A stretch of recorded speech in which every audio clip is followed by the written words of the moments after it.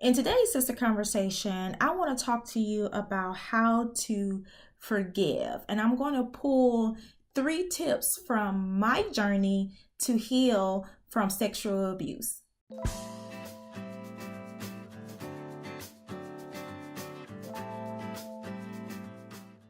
Hey sis, I'm Lakeisha, your sister coach and also the founder of A Sister's Truth. And here at A Sister's Truth, we help women to discover, define, and live their truth for manifesting a courageous life without limits. And as your sister coach, it is my job to make sure you have the tools and encouragement needed to stay true to yourself for a purpose-driven life. So in today's sister conversation, I want to talk to you about how to forgive. And I want to pull 3 tips from my healing journey that helped me to forgive certain people in my life that actually failed me when I needed them the most. So forgiveness is a huge thing when you have been hurt in any type of way. And if you know my story, you know that I was sexually abused by my stepfather for 8 years. The sexual abuse started at the age of 8 years old, and it ended when I was around 16, 17 years old because I spoke out, and I was speaking out for a long time before then, but this particular time I spoke out and told someone that was outside of the family and told someone that wasn't in the inner circle of close family friends. So I actually, told my boss. It was my first job. I was working in a nursing home, and I told my boss. And so when I told her, that's what started the whole process, if you will, of getting my stepfather prosecuted for sexually abusing me. So let's just say it took years to heal from the sexual abuse because I had a lot of hurt that I needed to get through. But, at the end of my journey from going from, victim to survivor, I've been able to forgive him for the sexual abuse. And the fact that I'm able to forgive him, it really, I'm really free, of the hurt, the shame that comes with being sexually abused. So I just want to share 3 tips. And I really, took a while to actually do this video because I really wanted to really dig deep and really reflect on my journey to pull out these particular 3 points. And just know that this is not an exhaustive list because there were several different things, that I did along my journey to help me to heal from the sexual abuse so I can get to a point where I can forgive, the abuser. So, first tip that I want to give to you that actually helped me was to just literally talk about the pain. I didn't hold on to it. Once it was out, once he was prosecuted, once he was in jail, once he was locked up, I had the courage to talk about it. And not only did I talk about it in therapy, but I became a motivational speaker on sexual abuse. And I became a motivational speaker before I started therapy. Actually, my mentor at the time, the person that was the founder of Youth for Survivors, which is the group where I went around the country to speak on sexual abuse, she's the one that put me into therapy.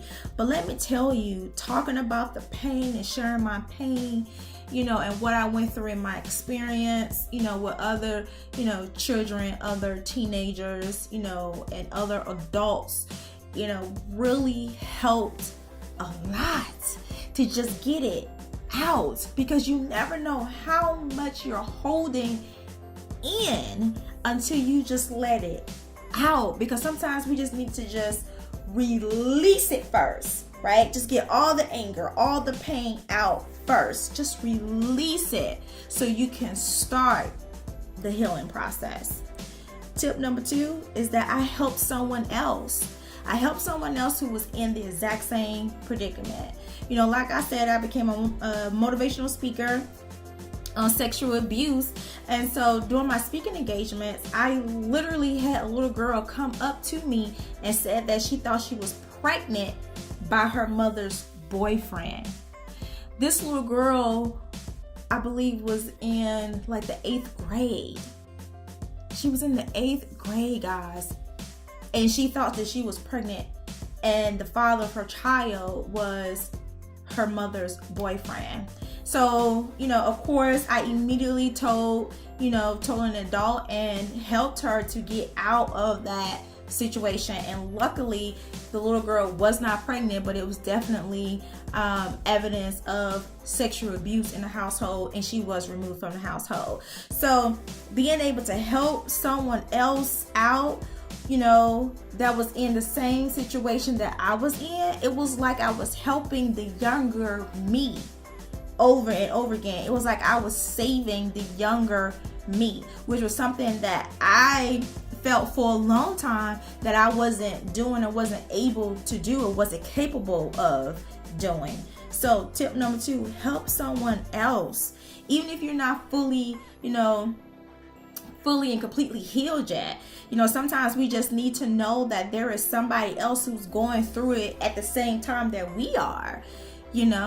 So if you could just help someone else out, it could be in the same situation that you're going through, or it could be in a different situation that you have already come through, but just help someone else out. Tip number 3, which is really, really important, and that is that I gave myself time to heal. I didn't tell myself, I got 6 months to get over this and then I need to move on because there's things I need to do in life. No, not at all. It took me years, guys, years to heal from the sexual abuse. And because it took years, I didn't beat myself up over it. Like, I literally gave myself time to heal. You guys, I was so traumatized from the sexual abuse that I was in my early 20s in my own apartment, still going to bed and locking my bedroom door at night. I was in my early 20s, still not sleeping in pajamas and sleeping in my clothes that I've worn all day. My stepfather was in prison at this time. And I'm in my own apartment, thousands and thousands of miles away from him, and I'm locking my bedroom door and sleeping in my clothes. In my early 20s. It took me years to get through it.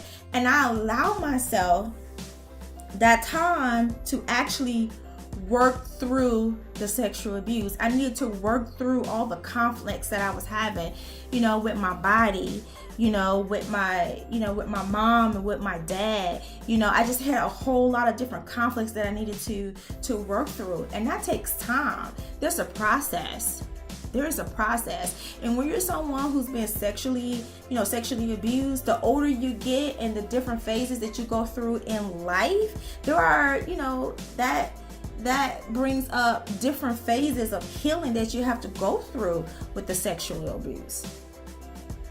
Like, for instance, I had to, when I dated guys, I had to trust them. There was a trust issue that I had, that resulted from the sexual abuse, right? So it takes years to really get through the healing process, so you can get to a point where you can forgive. And that's okay. It's okay to take, as much time as you need, to get through the healing process, so you can get to a point where you can forgive the person that wronged you. Because let me tell you something. When you're able to forgive, that is the most freeing feeling that you can have, because once I was able to completely forgive my stepfather for abusing me, it was like a ton of weight was lifted off my shoulder. I literally felt like I could fly, because that's how much weight that was lifted off of me. That's how light I felt. You know, it's a feeling that's undescribable, but you have to go through the healing process. You have to talk about the pain and don't hold on to it. You have to actually let it out and share it with somebody, even if that's through, you know, traditional therapy, which is what I strongly recommend and strongly suggest that everybody go through. But it doesn't necessarily have to be just therapy. Like I said, for me, motivational speaking really helped me, you know, along with my therapy, because I was able to talk it out, you know, and just get it out and talk about my different experiences. And then also helping someone else out, being able to, you know, to save somebody else that's going through the exact same thing that I went through really helped me with the healing process, because it helped me to know and to understand that, you know, I am brave, I am strong. You know, because when you are sexually abused, you know, your strength, your courage, all that is taken away from you. You're literally stripped of that. It's not just your innocence that's taken away from you. You know, everything is taken away from you, right? So being able to put myself in a position when I'm able to help someone else out, I was literally getting small pieces of me back. And then also I gave myself enough time to heal. I didn't put myself on this time frame, and I didn't let nobody else put me on time frame either. How about that? Because sometimes, you know, people will judge us and be like, dang, that happened like, you know, 5 years ago. Why are you still moping and, you know, and griping about that? No, do not let someone tell you that you should be over something. I was sexually abused for 8 years. So I'm sorry, was it going to take me 1.5 years to get over it? It was going to take 8+ years to get over it. Hell, it took me 8 years just to get through it. Come on. Do not let anybody tell you, you know, that you should be over something by now. If you need additional help or, you know, or assistance, or just need somebody just to talk to and to, you know, and to listen to you, contact your sister coach. That's why I am here. It's my job to go through the trenches with you to help push you past your mindset blocks so you can operate in clarity and live the purpose-driven life that was specifically made for you. And just in case you haven't heard it today, or any other day for that matter, please understand and hear me when I say this, and that's you are enough and your truth is beautiful. Hey sis, thank you so much for taking time out of your busy day to watch our video. I am so excited to let you know that we're going to be uploading new videos every week to give you the tools, the encouragement, the motivation, the inspiration that you need in order to live a courageous life without limits. So in order to stay connected with us, I need you to hit that subscribe button and also ring the bell so you can get notifications every single time we upload a new video. In the meantime, check out these videos right here, and until I see you again, always remember that you are enough and your truth is beautiful.